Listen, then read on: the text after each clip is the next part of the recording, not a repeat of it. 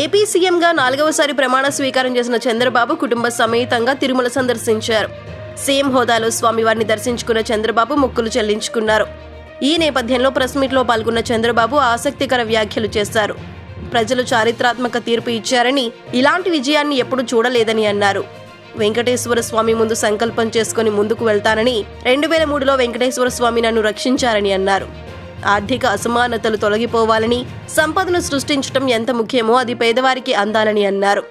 రాష్ట్రం మొత్తం సుభిక్షంగా ఉండాలని, పేదరికం లేని సమాజం కోసం నిత్యం పనిచేస్తారని అన్నారు చంద్రబాబు. నేటి నుంచి ప్రజాపాలన మొదలైందని, తన మీద పెట్టుకున్న నమ్మకాన్ని నిలబెట్టుకుంటానని అన్నారు. నేరాలు చేసి తప్పించుకోవాలంటే కుదరదని అన్నారు. కొందరు దాడులు చేసి మళ్లీ తమ మీద ఆరోపణలు చేస్తున్నారని అన్నారు. రాజకీయ ముసుగులో నేరాలు చేస్తే సహించేది లేదని అన్నారు. పరిపాలనలో ప్రక్షాళనను తిరుమల నుంచే ప్రారంభిస్తారని, తిరుమలను అపవిత్రం చేయడం భావ్యం కాదని అన్నారు సీఎం చంద్రబాబు.